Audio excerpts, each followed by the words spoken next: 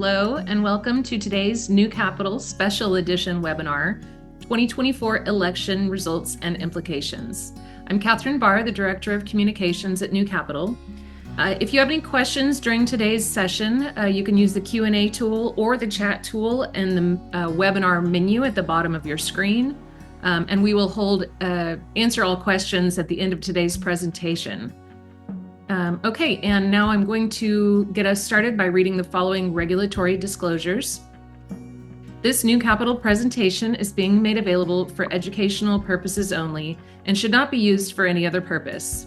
The information presented does not constitute and should not be construed as an offering of advisory services or an offer to sell or solicitation to buy any securities, related financial instruments, financial services, or other services in any jurisdiction. Past investment performance is not an indication of future results. Wherever there is the potential for profit, there is also the possibility of loss.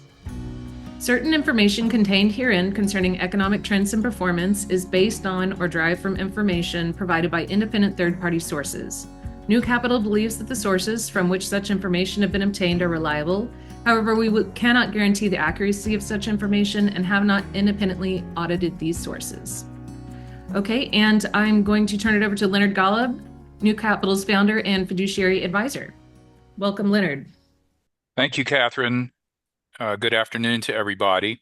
It's great to have you. We intentionally put this on a Friday afternoon, late in the day, figuring that people would be winding down this very eventful week and might have some time in between getting off work, if that's what you're doing, and starting your weekend. And we had the biggest registration sign up for this webinar that we've had for anything. It's the biggest one ever. And I think that just goes to show that there's quite a lot of interest in this topic. So I want to thank all of you for being here today. I want to make some introductory comments. First of all, it's only been 3 days since the election, and so we can say some things, but we can't say a lot of things with any kind of certainty. And I knew this was going to be the case. It's why we scheduled it before the election, knowing that there was going to be some result. But that means I've only had 3 days to prepare this, and I hope you'll bear with me if it's not completely perfect. It never is completely perfect, but usually I've got weeks before we do a webinar. In this case, I've only had a few days, so I'm going to do my best. And this is intended to be helpful, this webinar. Hopefully it will be to you, but people are coming to this discussion today probably with different goals. Some of you may be looking to get information about, are my investments okay? Some of you may be coming to hear about some economic discussion. Some of you may be coming here to hear about my political views. But this last one is not the intention of this webinar. I'm a human being. I have my own political views. Everybody on this call has their own political views. At the same time, I am not going to act as if there's no elephant in the room. I think that would be more disconcerting, wouldn't it? And so while I'm not going to be making political statements, I will be making some observations. And I want to say this from the outset. If I say anything that upsets you or angers you, just let me know. It may be that I owe an explanation or a further discussion or even an apology. But it may be also that you've misheard something. That's a possibility. We're all human beings. And so just let me know. I'm not looking to get flamed in any way for doing this webinar. For some of you, I may not say enough or say it in the way that you like it. For others, I may say something that you think I said too much. The alternative was for me to say nothing and have no webinar. And I just don't think that's what New Capital stands for, what I stand for. So I've done the best I can in 3 days period to produce something and plan some slides and discussions that I hope are going to be helpful to everybody. And finally, just to show you that that is my intention, I've worn my purple shirt today. Okay? All right? My shirt is purple, and it's not red, it's not blue, it's purple. And so the spirit and the intention that I only own one purple shirt, so here it is. I've worn it today, and that is the spirit in which this webinar is intended. Okay, so that's the prelude. First, I'm going to tell everybody a story. Here's chapter 1. This is the story of an old farmer who had worked his crops for many years. One day his horse ran away. Upon hearing the news, his neighbors came to visit. "Such bad luck," they said sympathetically. "Maybe," the farmer replied. Chapter 2. The next morning the horse returned, bringing with it 3 other wild horses. "How wonderful!" the neighbors exclaimed. "Maybe," replied the old man. The following day, his son tried to ride one of the untamed horses, was thrown, and broke his leg. The neighbors again came to offer their sympathy on his misfortune. "Maybe," answered the farmer. The day after, military officials came to the village to draft young men into the army. Seeing that the son's leg was broken, they passed him by. The neighbors congratulated the farmer on how well things had turned out. "Maybe," said the farmer. And that ends the story. That's an old story that's told in different cultures, and I think it's a really, really important story. The word maybe is an interesting word, right? It may be. It could be that something is, right? Isn't that what maybe is? It may be. It is possible that something is a fact, is an event, is happening. But it isn't 100%. The word may automatically implies that there's room for other possibilities, even remote ones. And I think it's very, very important for everybody, and I mean everybody, to leave some room in their political philosophies, in their beliefs about others, in anything, with everyone, all the time, everywhere, that what they think is a 100% possibility only may be. And there's another word that comes into play here, which is assumption. I think people should be very, very careful about making assumptions. Some things that we think may be true, other things may be assumptions. My job at New Capital Management and the job of our company does not change with this election. It has always been the same. We are intended to be a safe harbor in a world of maybe. And today, on the 8th of November, 2024, it is no different. The practice I've built, if anything, has been designed to thrive in a time like this, to be a safe harbor in a world full of maybe. We do that with vigilance. And when I talk about vigilance, I'm talking about every day reading, studying, listening, learning. And I have done that my whole life and will continue to do that. so that when I come through the door, I'm arriving with as much grounding as I can possibly have in what is balance. In this case, when I talk about balance, I'm talking about being guided by valuations in this business. This business of investment has always been about valuations and price.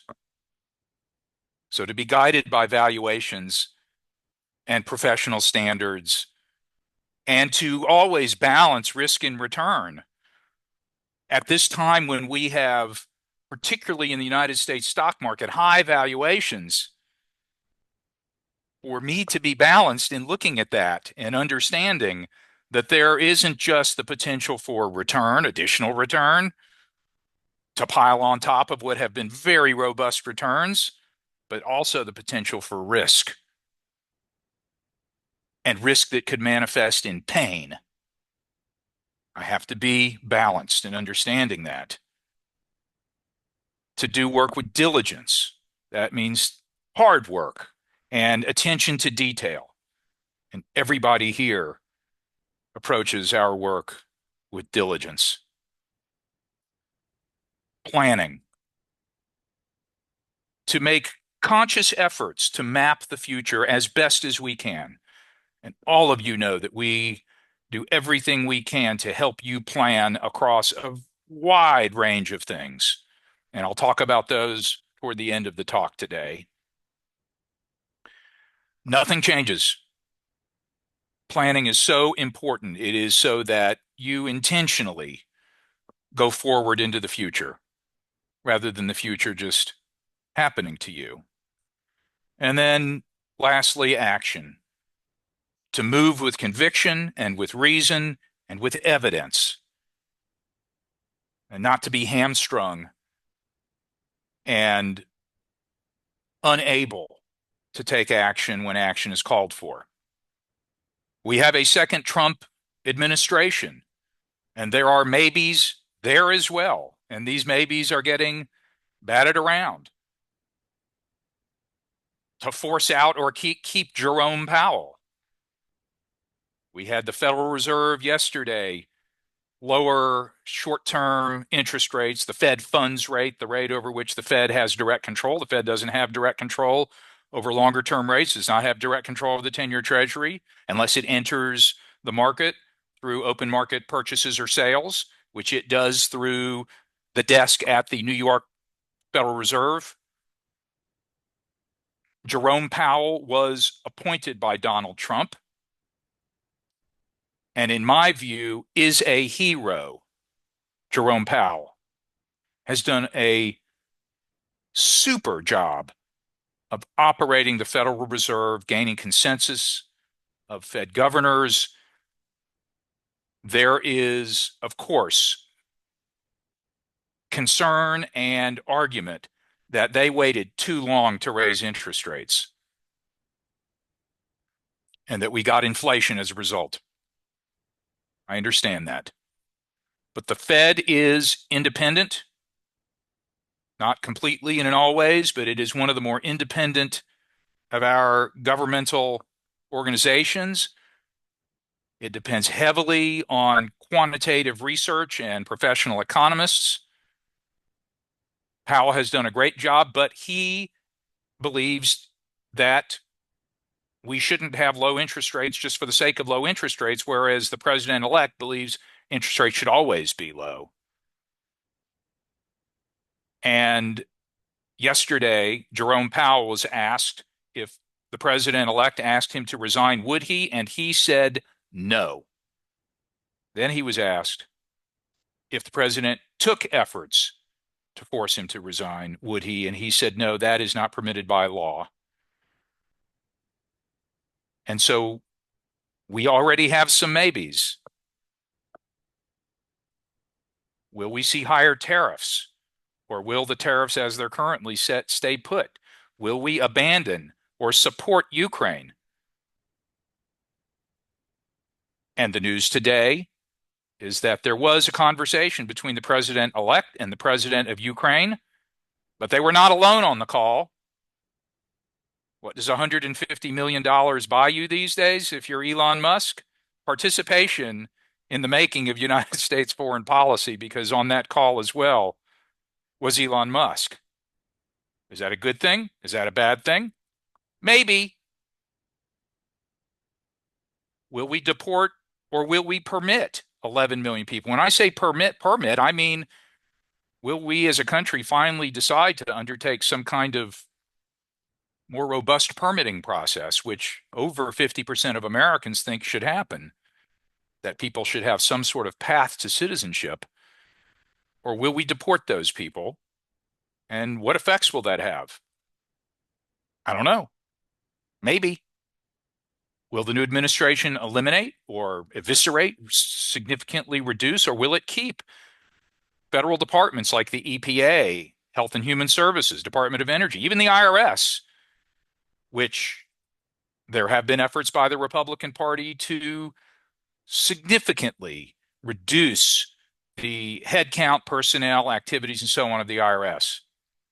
Maybe. Do we ignore or do we recognize global warming? Is one of those better than the others? I have my own personal view, but what will happen in the administration? How will it come out? I don't know. Maybe.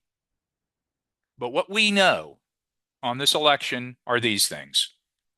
We had a fair election. The election proceeded with people voting, votes being counted, volunteer election poll workers and observers doing their jobs. And we had a fair election just like we had in 2020. We have a clear electoral and popular vote victory by Donald Trump. A clear victory. He's clearly won in the Electoral College, and he is also headed for a victory in the popular vote. And in my view, that is a good thing that both of these types of votes have been won by the same person. We have been plagued in this country several times since 2000 with one of the candidates winning the electoral vote and another winning the popular vote.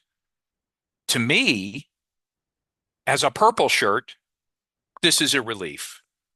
We have a Republican Senate upcoming, one that will not have a 60 vote majority. It will be less than that, 50, I don't remember, 4 or something, 5. But it will not be filibuster proof, which requires a 60 vote majority. And Mitch McConnell, who I think is retiring, I think he's announced his retirement, the leader of Republican senators, said just a couple days ago he does not see any chance that the filibuster in general for legislative actions. There are some things the filibuster has already been eliminated for, such as voting on Supreme Court justices. But for legislative actions, he does not see that going away. Mitch McConnell has been a steadfast supporter of the filibuster and a believer that that the filibuster is an important bulwark in this country against against populism that would come out of the House of Representatives. The House of Representatives, speaking of, is now leaning 211 Republican seats. They need 218 to gain control of the House. It's leaning Republican, but there are still resolutions that need to be made in several races in order for finality to happen there. We have a concession by the losing candidate, Kamala Harris, who conceded, was it yesterday? Maybe been the day before. I've lost track of time. I think a lot of people have. Which is the traditional response by the loser of the election, with one exception. In 2020, when the loser of that election did not, and still to this day has not, conceded the election. By the way, going back to the popular vote victory of Donald Trump in this election, it looks, I think, that the margin will be about 1%. I may not get this right here, but I think it's about 1%, maybe a couple million votes. Joe Biden's victory in 2020 was by more than that, maybe 3%, maybe even 4%. So just for points of comparison. And then finally, the sitting president, Joe Biden, has declared yesterday publicly from the White House on the Rose Garden lawn, I think it was. I watched his remarks myself to make sure that this is what he intended. And he said, there will be a peaceful transfer of power. This is our country.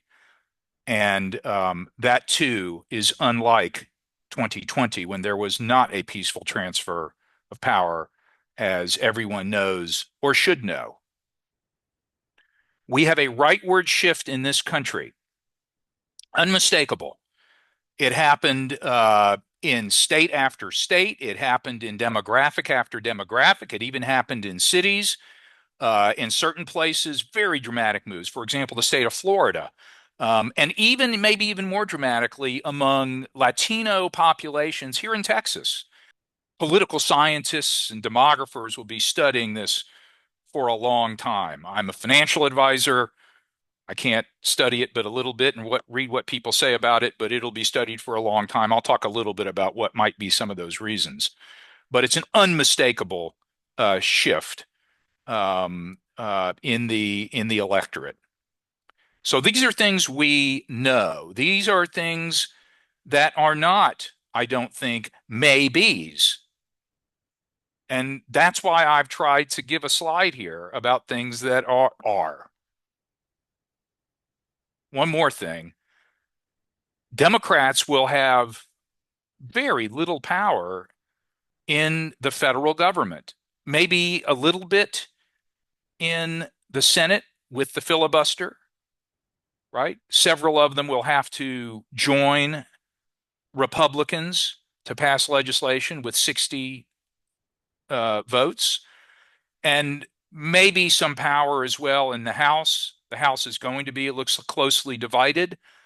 And so House Republicans will either have to vote as a block, they can't have any defections, and you may get some Republicans who think that certain things that get put forward just aren't good ideas, and they'd better vote with the Democrats. But in general, Democrats are going to be severely reduced. And so Democratic power in this country is going to lie with Democratic governors more than with anybody else. And already we are seeing Democratic governors, such as Gavin Newsom in California, made a proclamation about what they're going to do. I think J.B. Pritzker did, and so on. And why is this important? What I'll talk about later is if you feel like you need to move where you live to a place where you feel more comfortable, then those might be places. If you feel that you are a person who is a Democrat, a liberal progressive, and you want to wake up in a place where you hear things that are more comfortable to you. That's all from this perspective that I'm talking about. And that's important. This is U.S. House districts. As many of you know, the House of Representatives is the most democratic of our federal seats. The president is elected through an electoral college, which is not directly democratic. Let's just take Texas. Texas, I don't even know how many electoral votes it has. It has 30, let's just say, or 26 or something. If you win one more vote in the state of Texas for presidency, you take all of the electoral votes in that state of Texas, 26.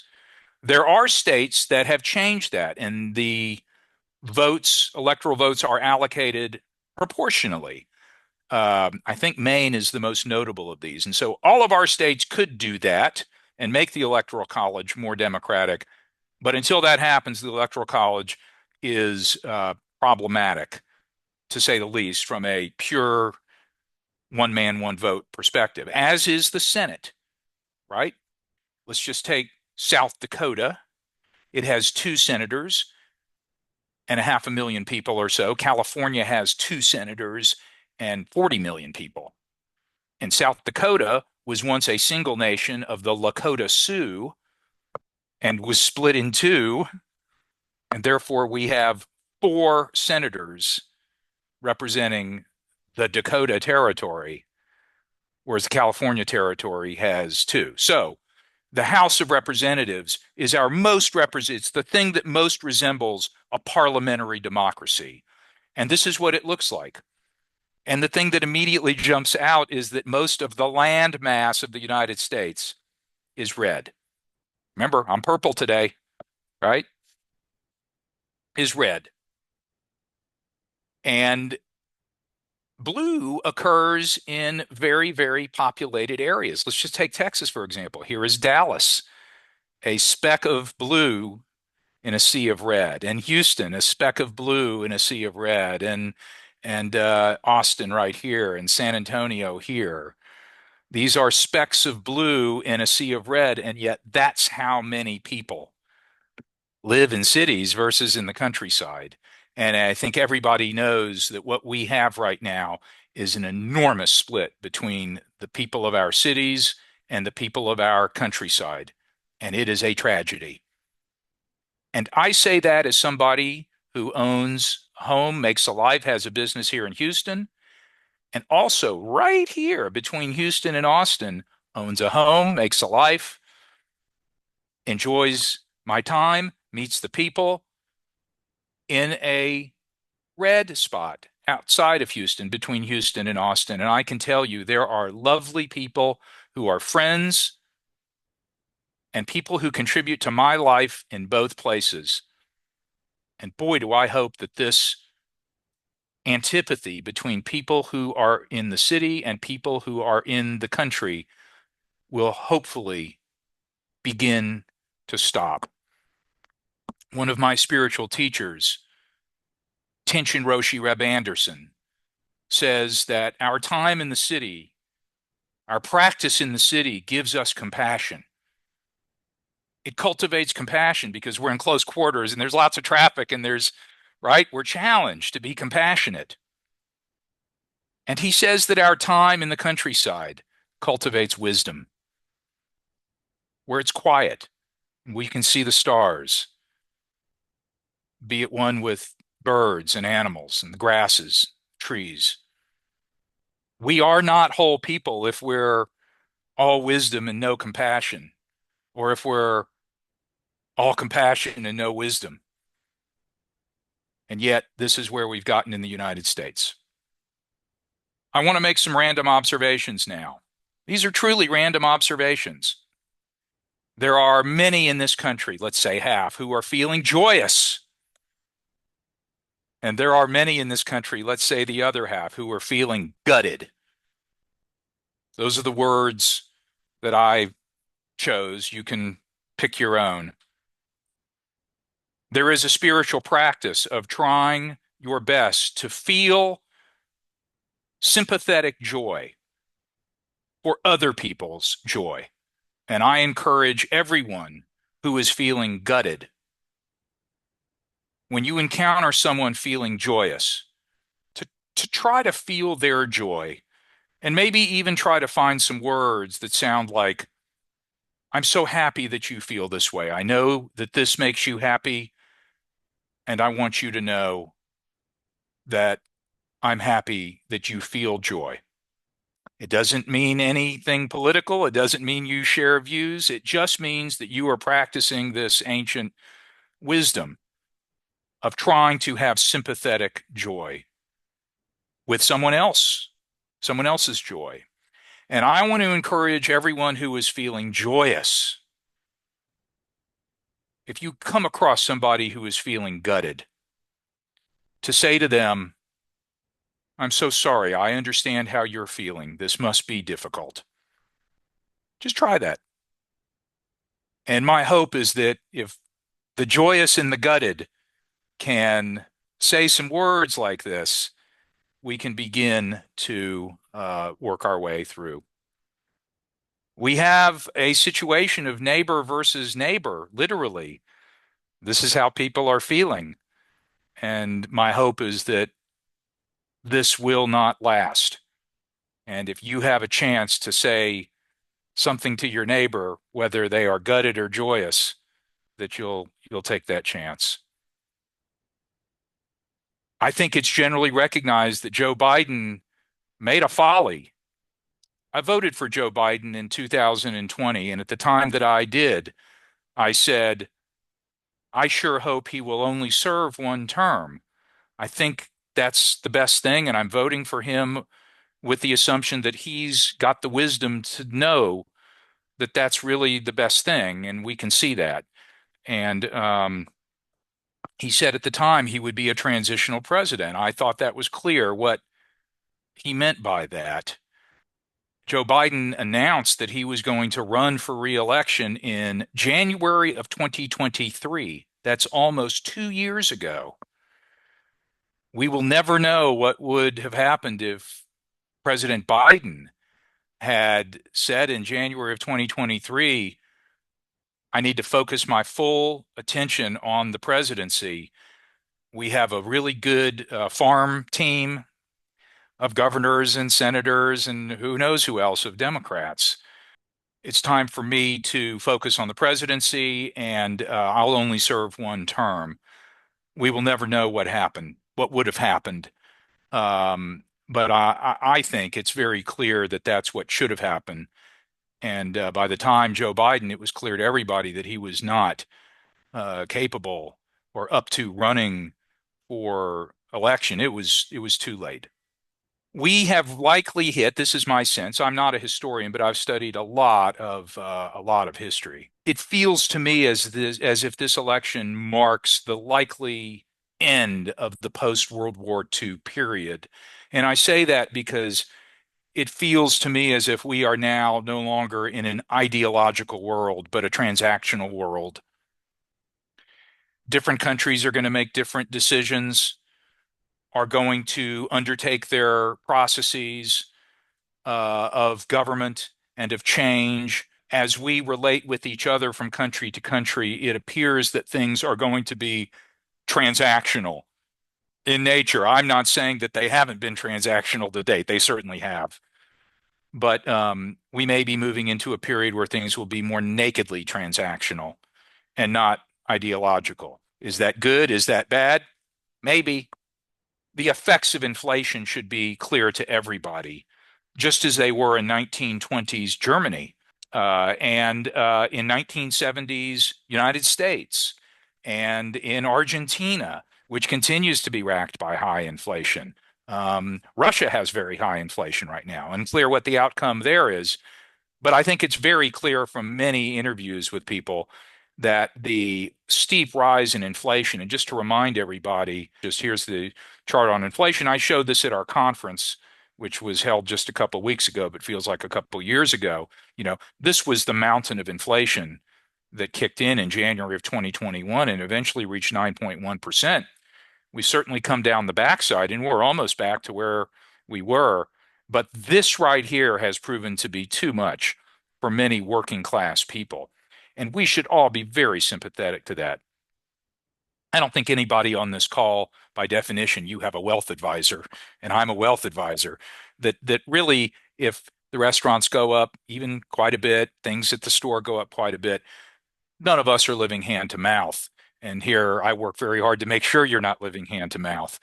But people who are working for paychecks, this is devastating. And none of us should be in any position to judge anybody for the vote that they've cast, facing a very difficult situation to try to make ends meet. I think inflation strikes at our very biology as organisms, because it strikes at our ability to survive. It strikes at our cost to put food on the cost to put food on the table, and the cost to have shelter. You can see that right here. Shelter is a component of overall consumer price index of the CPI. Right here it is, and look, it's gotten more and more. It's risen over this time, and it still hasn't come back down, right? And then food. Everybody can see food is a component. All these things, core goods, energy, when the prices of them go up like they did right here, it strikes at the survival instinct of us as organisms, as mammals. And it becomes a luxury to think in terms of democracy or does Donald Trump use profanity or not, and on, or is Joe Biden up to the job? So we cannot sit in judgment on people who make the decision that they think is the very best one to help them get through. And everybody here can see in this chart that 9% inflation and every step along the way has been very hard on people who haven't had the resources to deal with it. And as I pointed out at our conference, I thought that the Biden administration did a very poor job of educating and communicating. What does it mean to bring down inflation? What does it mean? Because they would say, we're going to bring down inflation. We're working to bring down inflation. And inflation did come down. And of course, it isn't primarily the job of the executive branch and the president to bring down inflation. The president has very little control over inflation. It's not me saying that. It is the great conservative economist, Milton Friedman, who says that inflation is everywhere and every time a monetary phenomenon, meaning it is under the control of the central bank. And it is the central bank that had to begin to raise interest rates to bring inflation down. That is one of the two main jobs of the central bank, as outlined in 1913 in its original charter, to both fight inflation and meaning to keep prices stable, and also to encourage employment. Those are the two things, the mandate, the dual mandate of the Federal Reserve. But it is the job of the president to teach, to lead, and to communicate, and should have been explaining to everybody that though we will get inflation down, a 2 or 3% rise in prices is still a rise in prices. It is not a decrease in prices. And I think many voters out there thought that when the leaders of this country said they would get inflation down, what they heard is that prices will come down. And prices have not come down and may never come down. Just a couple of other of these random thoughts. U.S. isolationism. U.S. isolationism is not new. It's in the blood of Americans and has been there almost since its founding, if not longer. The idea that we would be two oceans separated from old powers, old monarchic powers, old empires, and that we would be safe and unto our own. U.S. isolationism has a long history and maybe even has been present and prevalent in this country and in this place longer than multilateralism. Perception of strength wins. I think for a lot of voters, the candidate who is appearing stronger, and Donald Trump is all about appearing to be strong. And I think with the assassination attempt that took place publicly over the summer and the really strong and audacious and incredibly powerful image that this country saw of this candidate leaping to his feet after bullets were fired at him. Listen, whatever you think about this policy or that policy, for a lot of people looking for leaders to protect them from whatever it is that you're looking to be protected from, I don't think people can be blamed for that. Money and politics. Wow. What can you say? It's just the floodgates have completely opened. 150 million here from Elon Musk and 50 million here from Michael Bloomberg. And I mean, and I participated too. I sent $50 a week to my candidate of choice, but we're we're not Kansas anymore. Um, is this good? Is this bad? Maybe.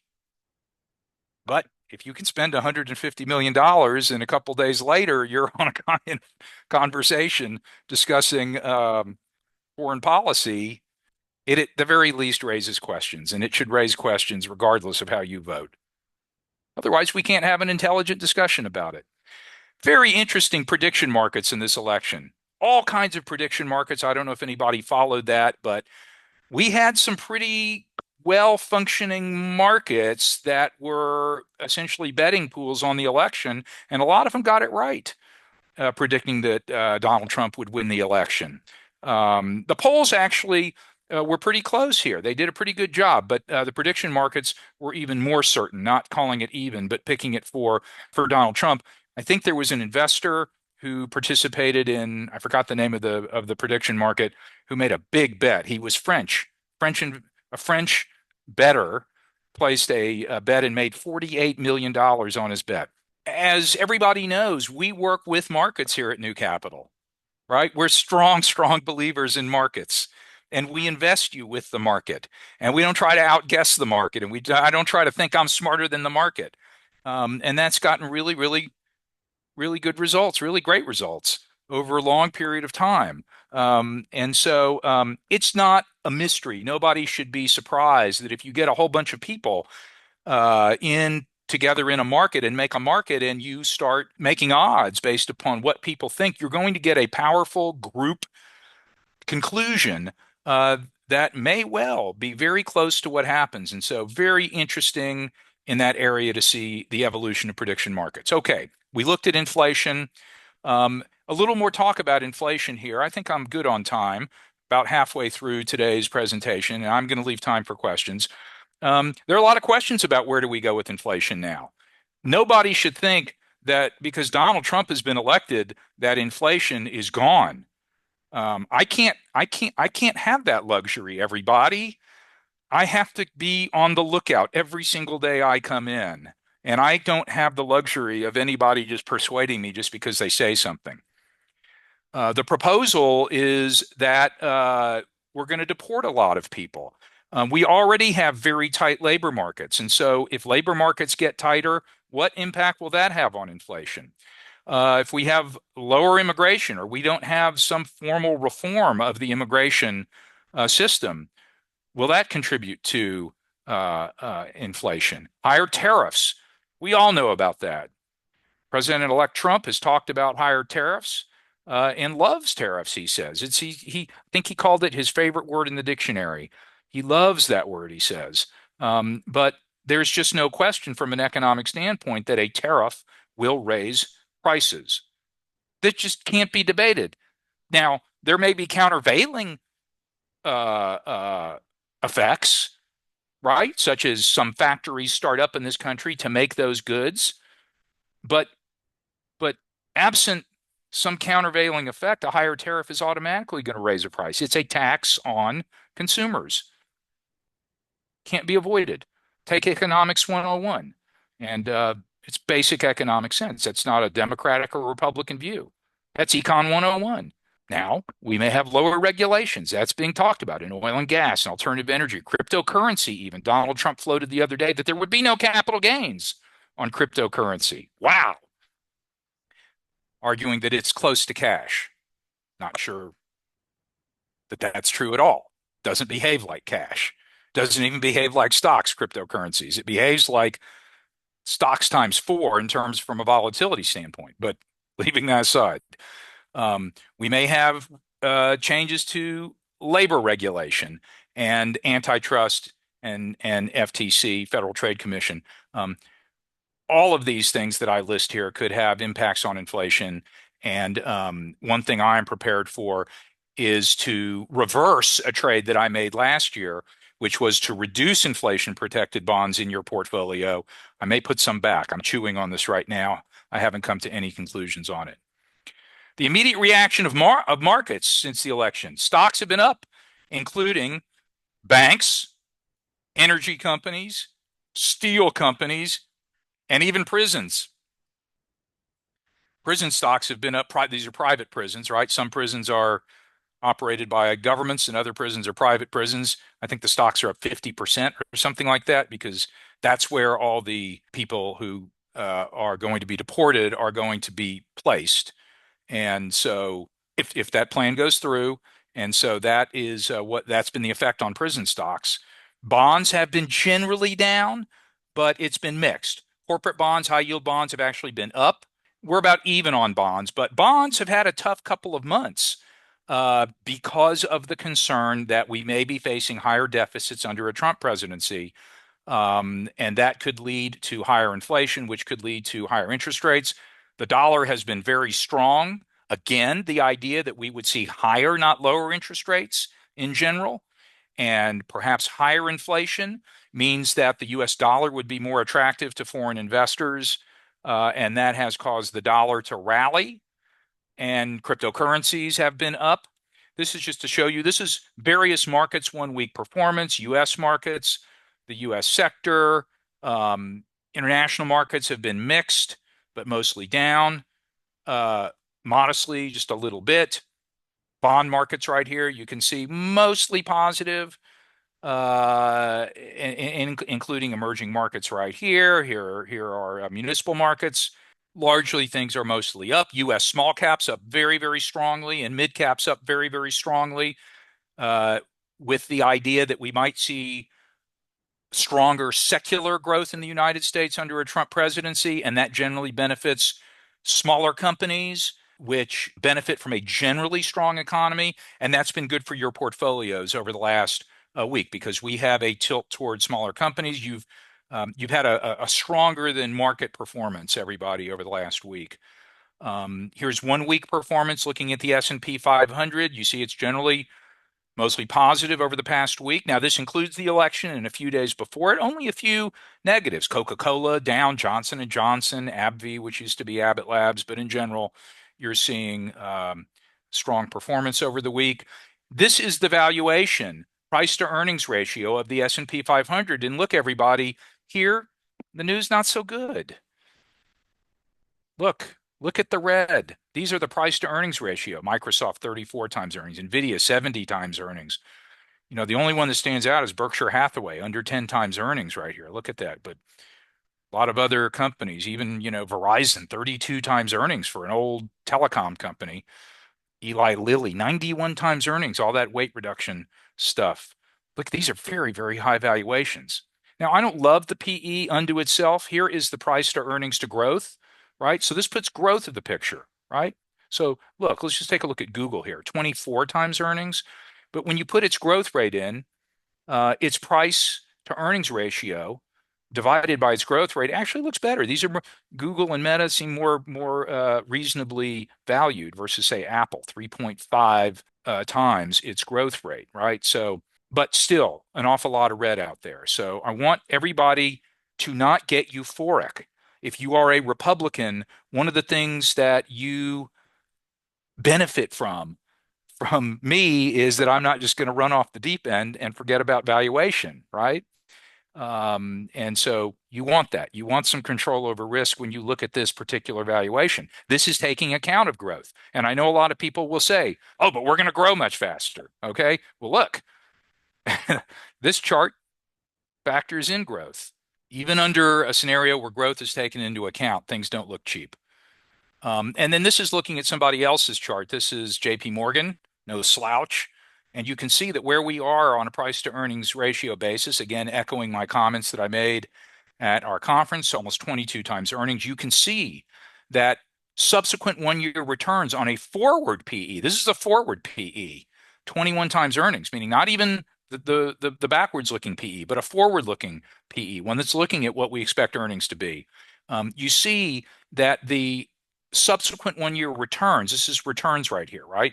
Negative 60% return up to 60% and all points in between. You can see that we're around almost, very, very low returns on subsequent 1 year returns when the S&P 500 has a price to earnings ratio of 21.5, and the R squared, the correlation that will be the case is pretty strong, you know? So, all right.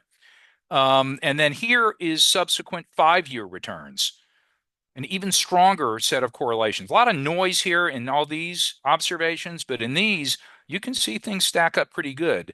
That over a 5-year period, annualized, these returns are annualized over this period, we're at the lower end of returns, right? We're not up at 20% a year, or even 10% a year. I would be here. We're in the lower, and I've been saying this for a long time. And I told you all, I showed you all a slide from Goldman Sachs at the conference that Goldman declared a couple of weeks ago that the era of high returns in the S&P 500 is, and this is a quote, over.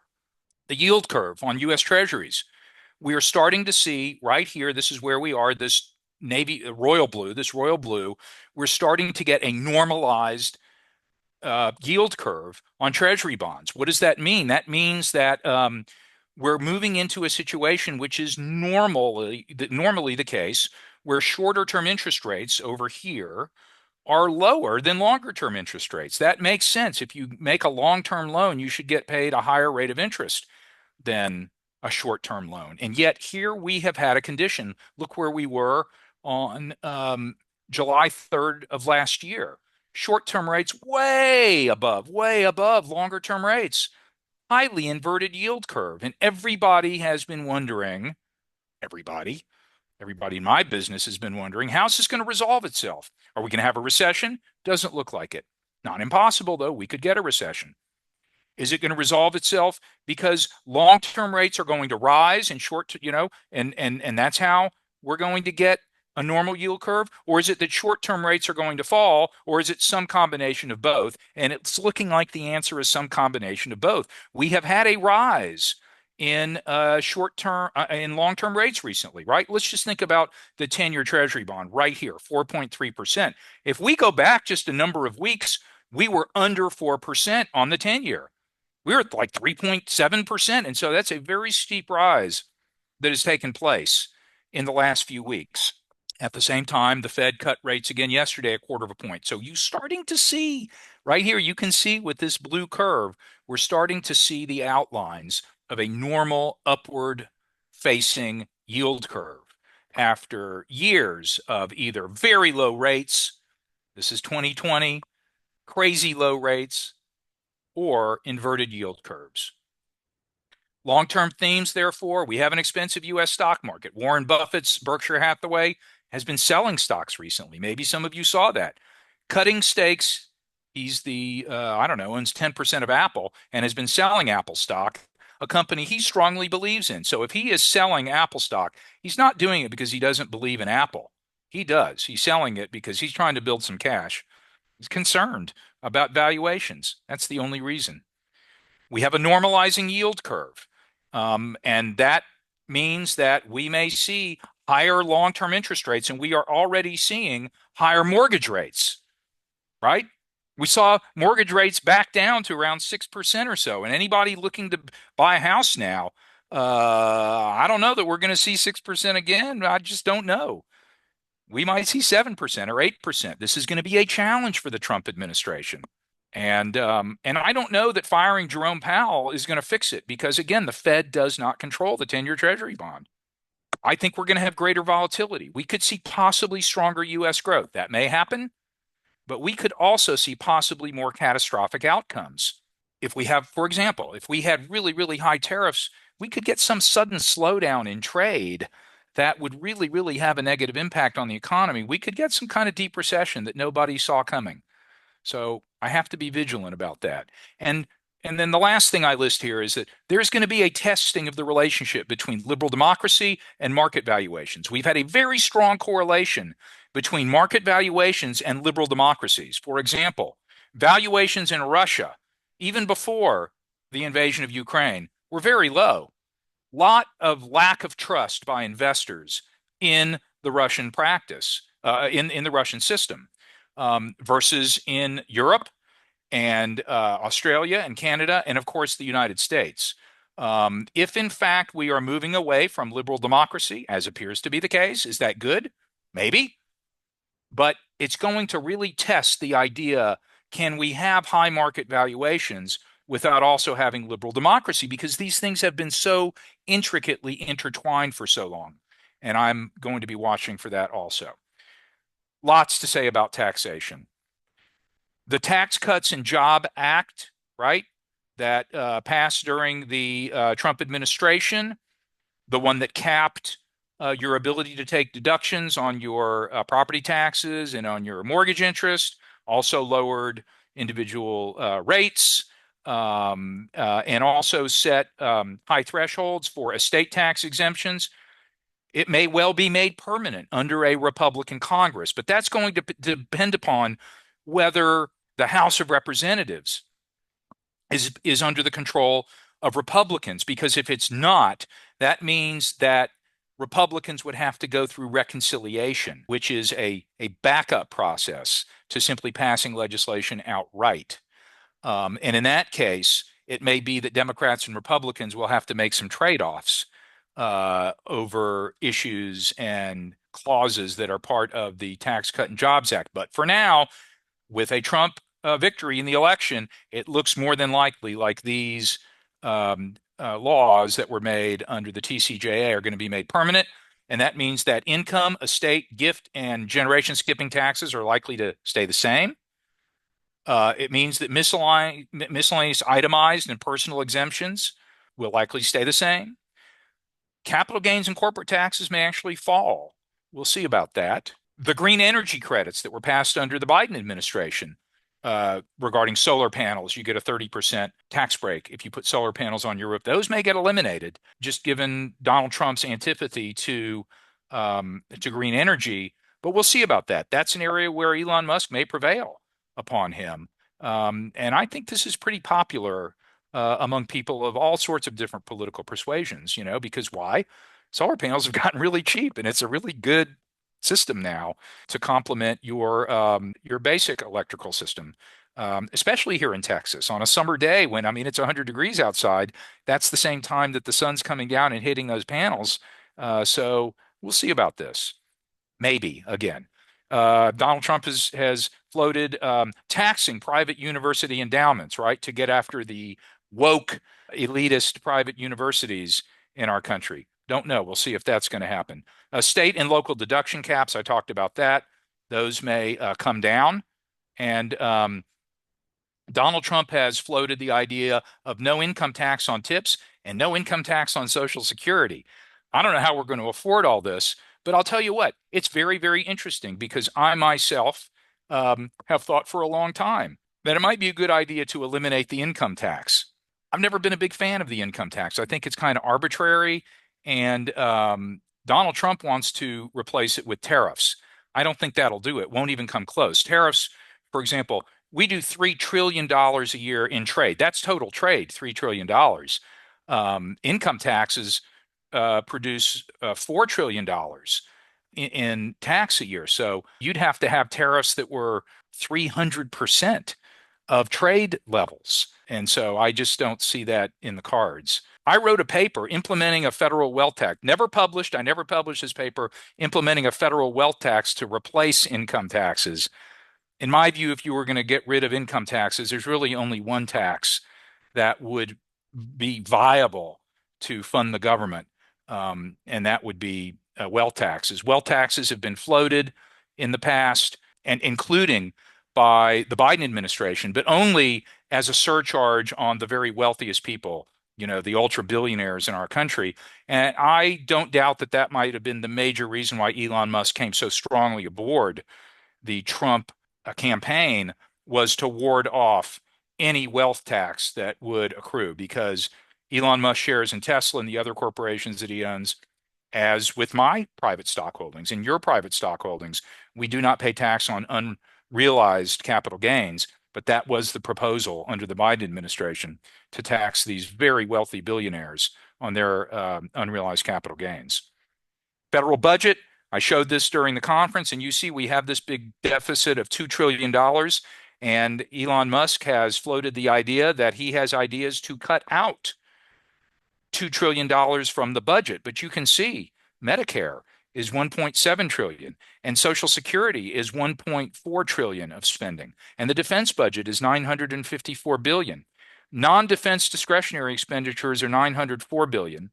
Net interest is 890 billion, and going has been going higher because of higher interest rates and interest rates on the deficit, and then other, right? So Elon Musk, I don't know, maybe he thinks we can get rid of all this, Department of Energy and Department of Justice and so on. That's maybe what he has in mind, but that's going to be a tall order to be able to get rid of all that stuff in the federal government. And what are the costs of it? They may be unbearable to the American people. Let's just think about the Department of Agriculture. The Department of Agriculture was started under Abraham Lincoln during the Civil War and resulted in the establishment of state colleges and seed banks and the expansion of agricultural knowledge across the country. And so farmers could learn these things. Is it on the chopping block too, the USDA? Doubtful, but who knows? New capital strategies. Everybody knows that high levels of diversification is a way to stay safe and also to earn returns. No change in that. High liquidity. I think liquidity is going to be important. I'm going to be looking very, very carefully at getting you tangled up in anything where you can't get your money out. If we get some sort of very high volatility, that you need liquidity. And so, as always, I'm always interested in being able to get you cash when you need it. As I pointed out at our 20th anniversary, I'm dating myself, 20th anniversary party back in June, and pointed out again at the conference, New Capital does not only manage $500 million now, but over the 20-year period of its existence has distributed between $300 and $400 million back to clients for your needs and your purposes. And I take a lot of pride in that. That will continue to be the case during the next Trump administration. Low taxation. I have always conveyed to you investments that are very, very low in their tax effects, and we have only gotten better at that, and we'll continue to do that. Low fees relative to the advisory business. I poll clients on this every year, and every year what comes back is that our fees are mostly just right. And then finally, I'm always, and especially right now, going to be looking out for valuations. I want to make sure that I don't plunge your money into something that has very, very significant downside, where we could have unforeseen risk or even risk that's been foreseen materialize and really hurt your portfolio in a way that you can't endure. Evergreen planning services for any area. Investment planning is going to continue. Liquidity and reserve planning, we work with everybody on that. Financial and life goal planning. Many of you may be thinking about making some changes. Whatever it is, in whatever part of your life that you think you want to make changes, I think this is going to be a period when people make changes. We are here to help you. I am here to help you. My office is private, as you know, and you are welcome, or on Zoom at any time. You have a confidential advisor who is able to listen to you, hear what you are thinking, and help you make decisions in your life. And I look forward to helping you do that in the event that you want to talk. I'm already having those conversations. So please feel free to use me for that. Career and retirement planning, always having these conversations with people.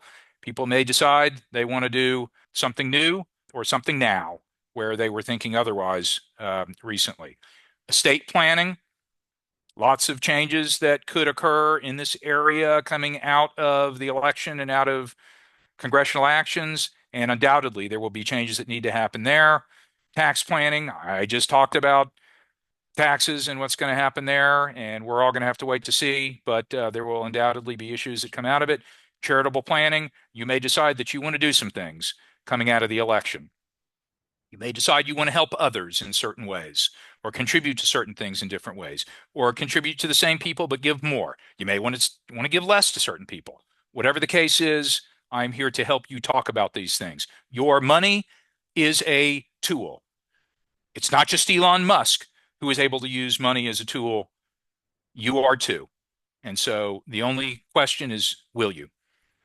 Education planning, the best investment that we can make is in the education of our young people. I'm making that investment every day right now, although I'm told, Casey came in and told me that I just made my final payment on private high school today or yesterday.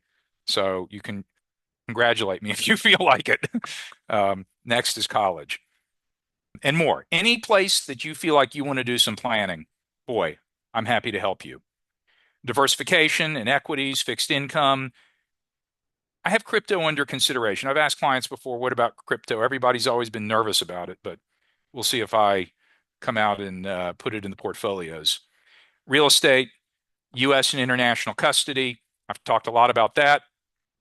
If that's of interest to you and you feel like you would sleep better at night, either having custody in another place in the United States, a couple places in the United States, or someplace in the United States and someplace outside the United States, we can talk about that. U.S. residency or second home ownership is a form of diversification. And I've talked a lot about that and talked to Henley and Partners yesterday, our representative there, Oscar. And I want to say that, well, I'm going to come to that slide in a second. I'll say some more about that. International residency and citizenship.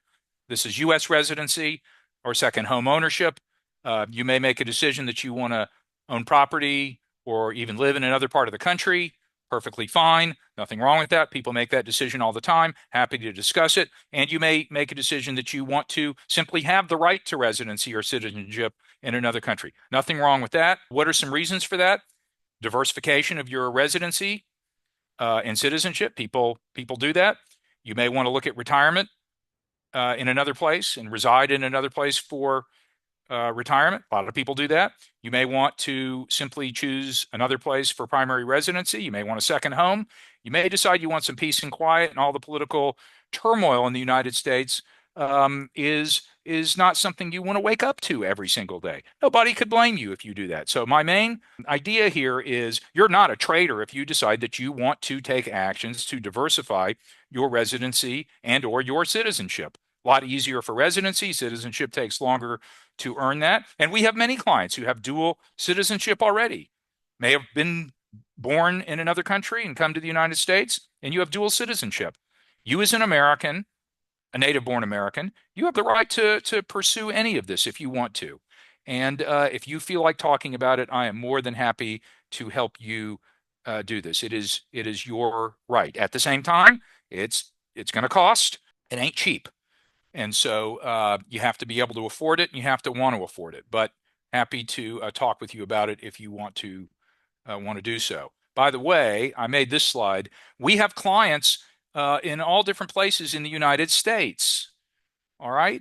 Look at that. And in a number of these places, we have multiple clients. For example, Southern California, we've got quite a good handful of clients in Southern California. That's just one example. And, East Coast and so on. And so I am happy to help you talk about these matters and well positioned to do it because we have clients who work with us from all sorts of different parts of the country. I want to leave some time for questions. First, I want to talk about you. I encourage all of you, regardless, of your political persuasion, to be involved. I think that's important, that you be involved. I don't think obsessed is a good place to be, but I think involvement is important. And in some ways, we have gotten to the place we're at in the United States because people were not involved for a long time. Take breaks, please. Take breaks. Should always take breaks. The current period in our history is no different. Take a break. Regardless of what side of the political divide you are on, take a break. All right? You owe it to yourself to do that. Find refuge in work, in your work. Work is important. Work for me is a refuge. I love coming into my work and being with my colleagues here, and most of all, working for you. It is a pleasure. It is a break for me. And work is a very, very important thing to do in the days ahead. Of course, take time for your family. Please do that. And don't let political divides be front and center. Doesn't mean you can't have discussions. Doesn't mean you can't discuss ideas.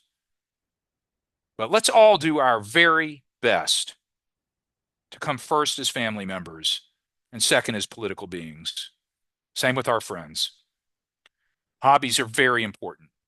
It's a way for you to do something that's good for you that you wanted to do. I'm a guitarist, And I have a teacher.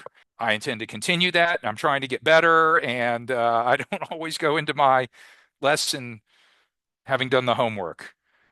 I'm sorry to say, just too busy. But that's one of my personal goals is that, I'll do the homework more.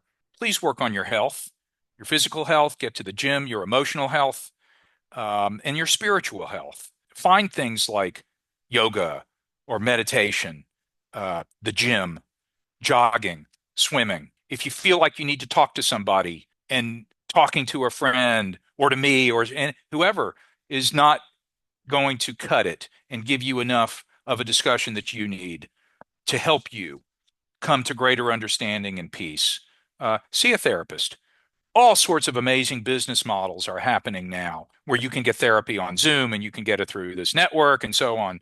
My wife is a therapist, and I can say that therapists do phenomenal work to give you time and place to be able to say things that you need to say and feel things you need to feel. Be nice. Everybody needs to try to be nice to everyone at all times, everywhere. And if you haven't been nice or you haven't said something nice, the best place we can start right now is to tell somebody, I'm really sorry. I said something that wasn't nice. And I'm the first to say I've over the last decade of American politics, I have sent some intemperate texts or said some intemperate things. And I own up to that and I'm going to try to turn over a new leaf, and I hope I will. Lastly, work on improving yourself. The great Zen master Suzuki Roshi said, "You are perfect just the way you are. You are perfect just the way you are, and you could use a little improvement." Oh, and then the last thing, be open to maybe.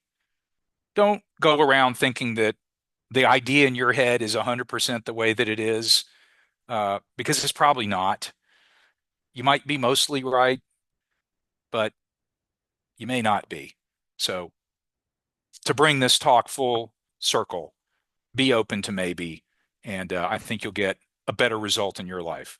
Okay, that's it. Time for Q&A. Reading verbatim, can Trump's dysfunctional policies be controlled by his more sober advisors? Our country is so big, and each branch of our government is so big that I don't look at the presidency as one person, and I haven't really for a long time. The presidency comes with advisors and supporters. A president gets input from all kinds of places. And we saw during Donald Trump's first term that there were people, many of them very accomplished. For example, the former chairman and CEO of Exxon Mobil, Rex Tillerson, who was the Secretary of State. As is now known, General John Kelly, who was a Marine general and a decorated war veteran. And Donald Trump, therefore, appointed many people who were highly competent people. And they had to be confirmed by the United States Senate as part of his cabinet. That is our system. And for right now, I trust that that system will hold, and that if the president was to appoint me, for example, to a cabinet position, the Senate would stand up and say, sorry, this guy has no business serving as the Secretary of Defense. He doesn't know one end of a rifle from another. That's not true, frankly, but so I think that's my answer. We have a process, everybody, and I want everyone to be patient with that process. I think there are many Republicans. I'm going to hope that there are many Republicans who, if someone is nominated to become an advisor or a counselor or a cabinet secretary who simply flat out lacks those qualifications, my hope is that there are Republicans who will say to the president-elect, listen, you can do better. And until that happens, you know, I'm gonna give it the benefit of the doubt. Hope that's a good answer. What if your time horizon for being invested in the market is short? For example, you can't ride out the volatility. This is where your risk rating and risk tolerance and the portfolio model that we put you in, from 100% bonds to 100% stocks and all points in between, comes in. If you are worried about your risk level, we can retest it, and JC and I will meet with you. We can do it over Zoom. And if you are feeling more risk averse, we can test for that and we can adjust your portfolio in response. I would much rather you have a Model 4 portfolio and have you sleep at night than a Model 8 portfolio and you feel like you're going to be hurt by a stock market downturn if it was to come. All right, everybody, I want you to sleep at night. And so the financial planning work that we do with you to see what return do you need, combined with the portfolio design that we put you in, are designed to have you in the right place for you. And I truly believe that. So don't worry and don't be anxious. Just make an appointment. Okay? And we are ready to have lots of appointments. We've been upgrading, right, Catherine? We're upgrading our scheduling system. And I didn't talk about this today, but I mean, our technology is just amazing, just the best. And we're making, let me give you an example. On meetings, we now have a new thing where you can configure your meeting. So when you come to make a meeting with us, we will ask you on your meeting reservation, we give you a list of check boxes. You'd like to talk about your investments.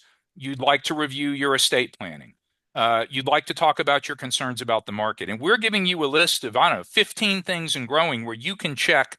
Now, you can't pick them all because that would be a 6-hour meeting, but we're calling this the meeting configurator. We want you to have the meeting that you want to have. And so this is a whole new innovation that we've been working on over the last few weeks where you get just the meeting exactly that you want. And that's our new meeting configurator. Okay. So if you are concerned about markets and you want to retest your risk tolerance, when you make an appointment using our meeting sign up doohickey, you'll check. These are the things I'm interested in. Maybe an opportunity to take a little more risk. Could be. That was what somebody said? Yes. Yeah, it could be, but that's a personal decision. That's not a market-wide decision. Whoever asked, it's a great point that you make, but that's a personal decision to take more risk. You may be in the position to do that. You may want to do that. It could well be, but other people may be in a different position. And it's just where they are. They're in a different place in their financial life. You are all unique. I say this all the time. We don't have any client. There is no one person in this world who has the same set of variables in their financial life as you. You are unique. And so whoever asked that question, it may well be, but we only know if we meet and talk about it. And I listen to what your thoughts are about it, and we look at your situation, may well be something that we want to pursue. And I'm happy to talk about it with you. Could be. I want to thank everybody for being here today. I hope this was a helpful helpful session. And I hope that our country will begin to heal. Whatever happens, whoever says what, even if the President of the United States says something that is inflammatory, and it's hard to expect that that's not going to happen. And it's hard to expect that things in response will not be said that themselves are counter-inflammatory. I hope that everybody will take a deep breath and be able to find some space to choose some other path as we go forward. That's my hope. It's not going to be perfect. Each of us is going to make some mistakes, but we can do better. And my hope is that we will do better. So I want to wish everybody a great weekend. Thank you all so much for being our clients. We love working for you. And I look forward to continuing to do it in the years ahead. and have a great weekend and a great evening. Thanks so much.